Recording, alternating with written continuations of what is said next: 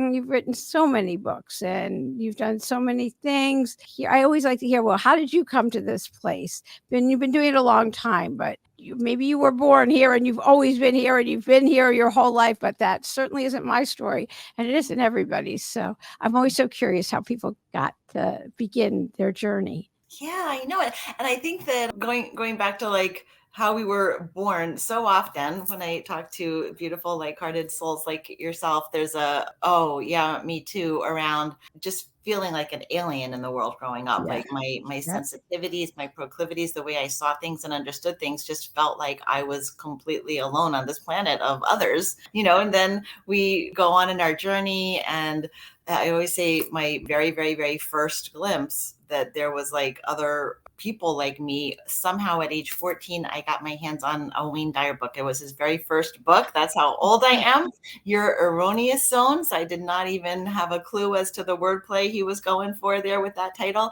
But in my little 14-year-old diary, I just copied pages and pages and pages of that book. And I know that that was the beginning of what became just like a lifelong passion. After I exhausted Wayne Dyer, I found out, oh, this just represents a whole category of books and teachers and understandings that I could explore. And I went on to study Buddhism and comparison religion in college and get as much as I could in the background of the Vedic teachings and the Bhagavad Gita and just loved all of that. Did transcendental meditation for a long time.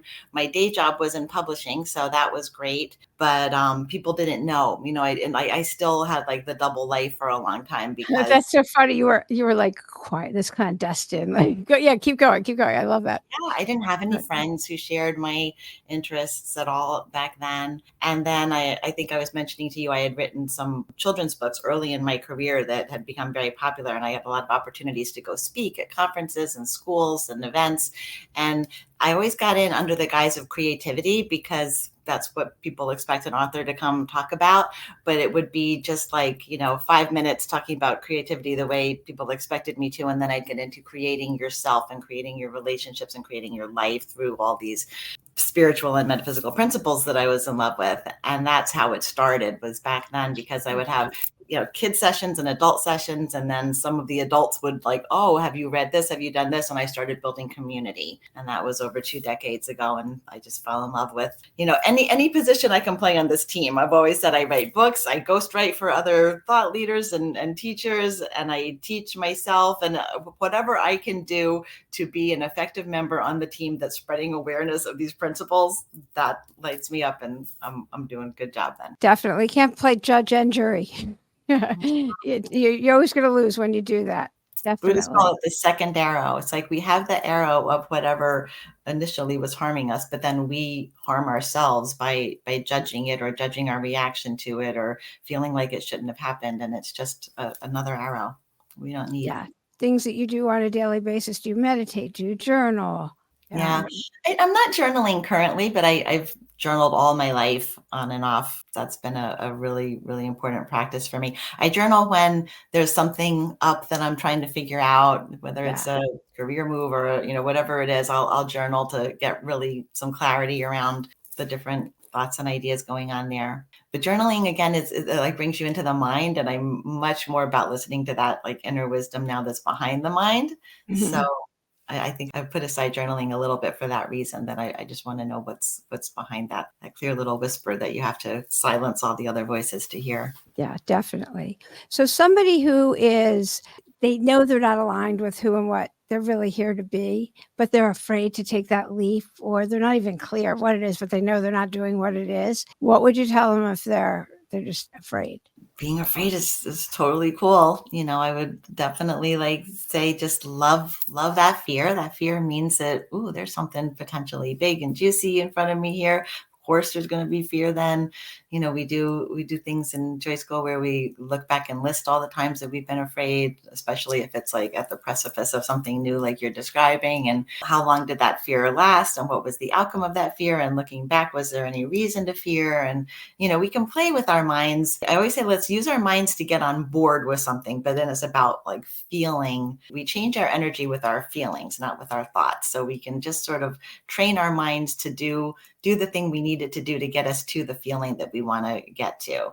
And you've probably heard energy, the energy of fear and the energy of excitement are really close in terms of like the chemicals that are released in the body and the composition of the energy itself. So it's flipping that switch from fear to excitement. Yeah, it's like that's why roller coasters are like so Right. fun. Same kind of thing. You talk about learn all the gifts you receive from living in joy and bliss from today forward. So somebody is like, what are you talking about? What kind of gifts? What would you tell them? I'm not sure exactly where you're pulling that from, but Yeah. I think that once we recognize that we really do, and this is hard for a lot of people to hear, but we really do create most of our own suffering, then the gift is you're not suffering anymore.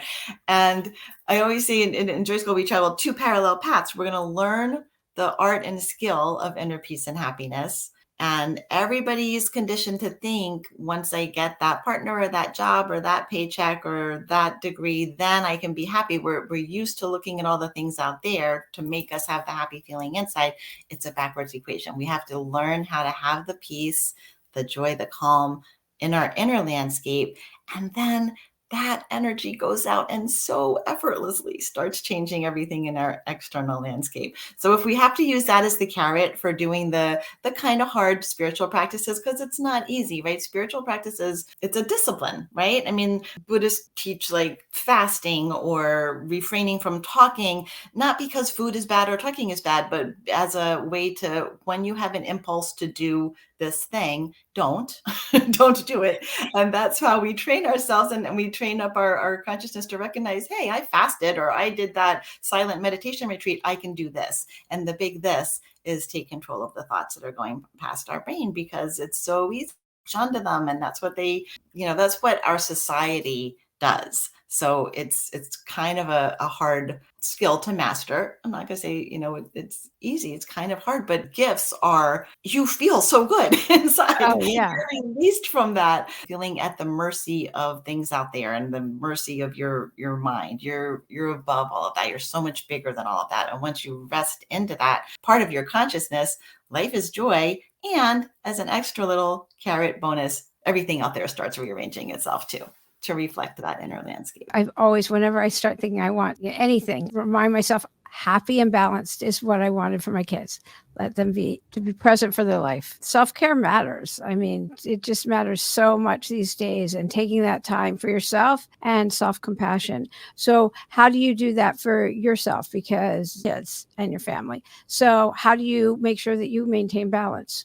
I learned a while ago that I am a person who requires a large amount of solitude. I have a beautiful naturey backyard that if I don't spend my hours a day in solitude, then I'm a little bit off. And of course, there are times when I can't, and I'm, traveling, doing work things, and it's a lot of on, but I will decline dinner invitations. I will decline fun things so that I can have just that time in my quiet zone, my meditation space. That's where I go to recharge. And it doesn't take a lot. I don't need bubble baths or, like the whole, whole gamut of self-care routine. I just need quiet and solitude to go within and restore. Yeah, no, I get that. What are some of the best messages that you've received? Like, who are your mentors? Who do you turn to? What do you do?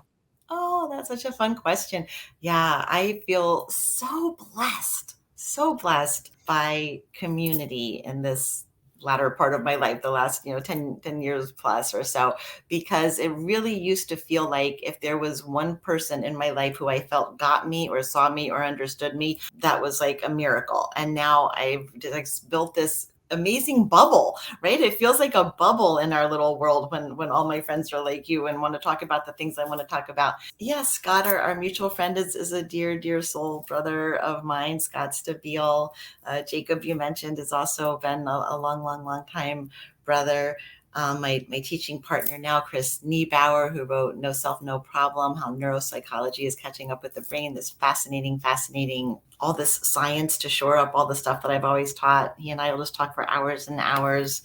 I have, girlfriends who do similar work that I do. Yeah, I'm just really blessed with community now. And it feels like a huge blessing.